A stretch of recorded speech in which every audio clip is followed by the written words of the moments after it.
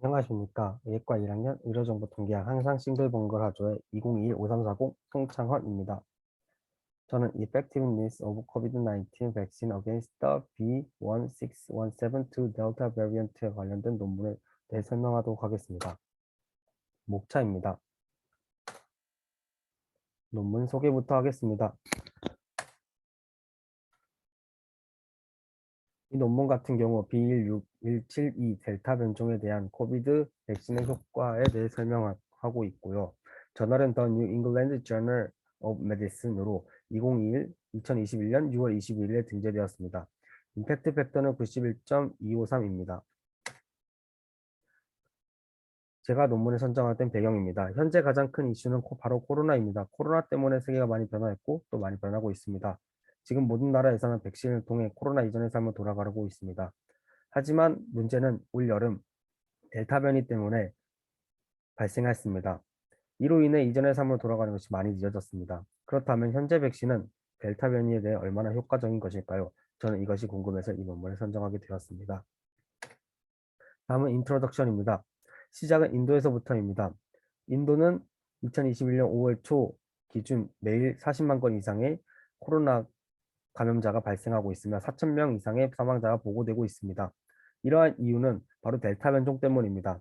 델타 변종은 2020년 10월 인도에서 처음 발견되었으며 2021년 4월 중순부터 인도에서 가장 흔하게 보고된 변종이 되었습니다.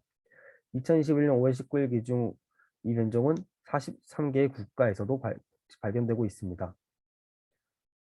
특히 영국에서는 인도로부터 여행 및 지역사회 전송과 관련한 이러한 변종 사례가 급증하고 있습니다.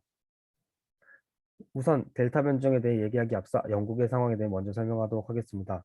영국은 많은 사람들이 백신을 점점 제공받고 있습니다. 백신은 임상시험과 실제 증거에서 보듯이 질병을 예방하는 데 매우 효과적입니다. 특히 B117 알파 변종에 대해서도 더욱 효과적이고요. 알파 변종이란 영국에서 처음 확인되었고 1월에서 5월 주로 확인되었던 초기 코로나 바이러스 변종입니다. 그렇다면 델타 변종은 무엇일까요? 델타 변종이란 스파이크 단백질 돌연변이 T19R을 비롯하여 여러 가지 스파이크 돌연변이를 특징으로 하는 병입니다. 이것들 중 일부는 수용체 결합 단백질의 주요 항원 영역 및 N 말단 도메인의 일부를 삭제하는 방향으로 향하는 면역 반응에 영향을 미친다고 합니다. 그렇다면 베타 접종에서도 이런 효과를 볼 수 있을까요? 카타르 관찰 데이터에 따르면 이 변형으로 인한 증상성 질병에 대해서는 효과가 다소 감소했다고 합니다. 다만 BNT162B2 백신이나 MVX 백신을 맞은 사람에게는 생각보다 효과가 적다고 합니다. 문제는 이 변종 임상 결과에 대한 백신의 효과에 대한 데이터가 너무 한정적이었다는 것이죠.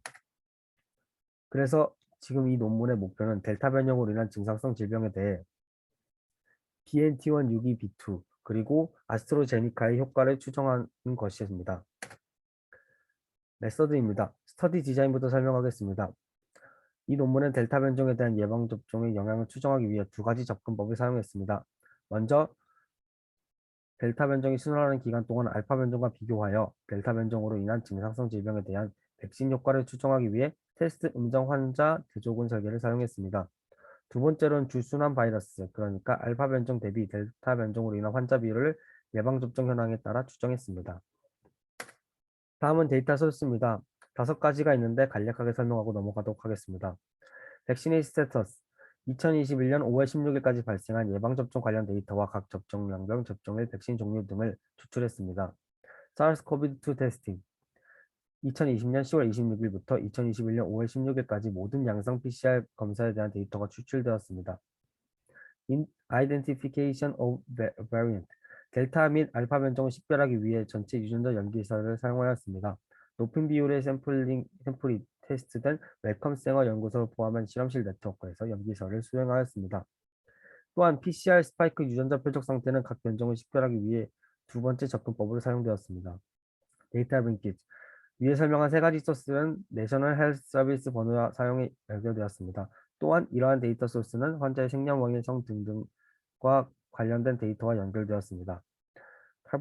카버니레이트, 백신 제공 또는 수용 가능성, 코비드19에 노출될 위험 등등 여러 공병장 국가 면역 관리 시스템과 테스트 데이터에서 추출되었습니다. 이 데이터에는 나이, 성별, 다주박탈 지수, 인종, 민족 등등이 포함되었습니다. 다음은 Statistical Analysis입니다. 통계적 분석이죠.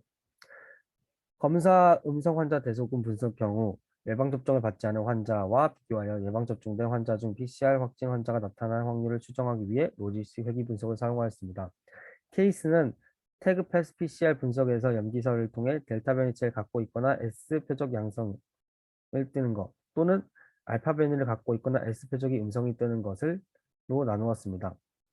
또한 양성 결과가 나오기 전 또는 양성 결과가 나온 후 3주 이내 샘플을 얻은 음성 검사는 거짓 음성일 수 있으므로 이러한 검사는 제외하였고, 이전에서 음성을 판정받은 후 7일 이내에 시행되었던 검사와 분석 기간 전에 양성 반응을 보였던 사람들도 완전히 취약한 사람들의 백신 효과를 추정하기 위해 제어되었습니다. 다음은 다음은 리저트에 대해 설명하도록 하겠습니다. 먼저 데이터 링키지입니다. 데이터와 연결성이죠. 사스코비드 검사 데이터 세트와 연결된 모든 염기설 검체 중 92.9% 정도가 백신 접종 상태와 연계되어 있다고 합니다. 38,592개 연계 순차 테스트가 있고, 그 다음에 19,199명의 환자가 포함되었다고도 하고, 알파 변형은 14,837개 샘플에서 델타 변형은 4,272개의 샘플에서 검출되었다고 합니다.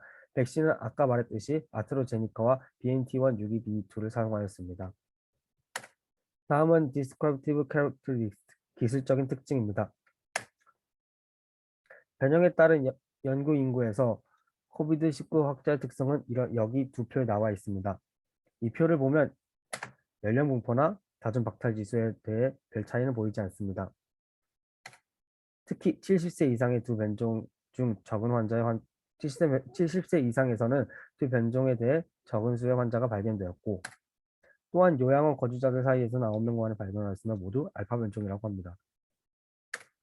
또한 태그패스 검사를 사용하여 검사된 염기설 분석 검체 중 S표적 상태와 조사 중인 두 변종 사이에 높은 상관관계가 나타났으며 S표적 사회의 95%는 델타 변종이 있는 것으로 확인되었고 S표적 음성 사회는 99.6%, 알파 변종이 있는 것으로 확인되었습니다. 다음으로 백신 이펙티브니스 에스티메이트, 백신 영향 추정입니다. 두 백신 중 하나를 접종한 사람은 데이터가 모인 모든 백신 분석에서 델타 변종 환자가 알파 변종 환자보다 확실히 투여 후 효과가 현저하게 낮았습니다. 또한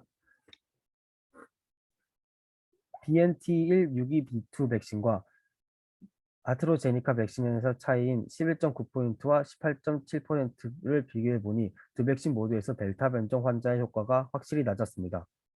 그렇다면 과연 두 번째 백신 접종일 때는 어떻게 될까요?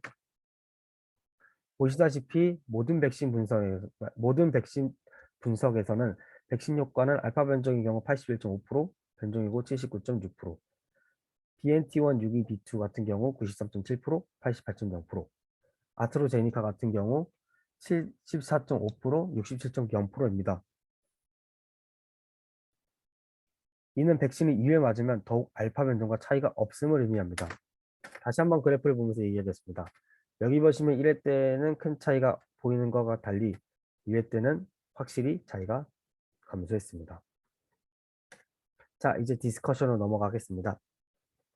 알파 변형과 비교할 델타 변형 백신은 1회 투여했을 때 증상성 질병에 대한 백신 효과는 절대적인 차이는 12에서 19%였습니다.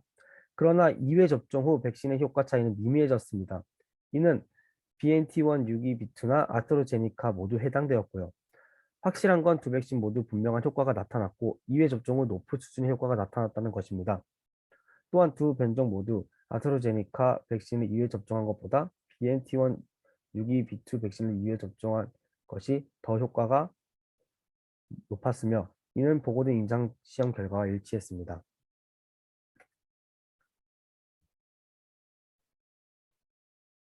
한계점입니다. 이 논문 같은 경우 먼저 관찰로 인한 것이므로 주의하여 해석해야 됩니다.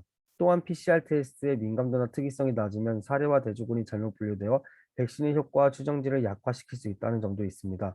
또한 인종 및 지역 및 다중 박탈 지수를 통제했지만 델타 변형에 더 많이 또는 더 적게 노출될 수 있는 모집단 간의 백신 적용 범위 차이는 테스트 음성 환자 대수군 설계에 미치지 않도록 했어야 했습니다.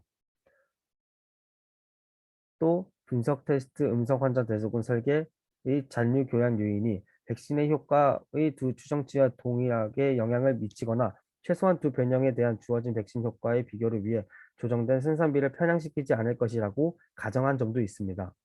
염기설 유혈은 변종에 의존하지 않을 것이며 증상을 보이는 사람들 사이 시험 성향은 변종에 따라 다르지 않을 것이라고도 가정했고요. 마지막 결론입니다. 첫 번째 투여 후 효과가 감소했지만 두 번째 때는 효과의 차이는 미미해졌습니다. 이를 통해 2회 투여 백신 흡수를 극대화하도록 해야 한다는 점을 알게 되었습니다. 지금까지 제 발표를 들어주셔서 감사합니다.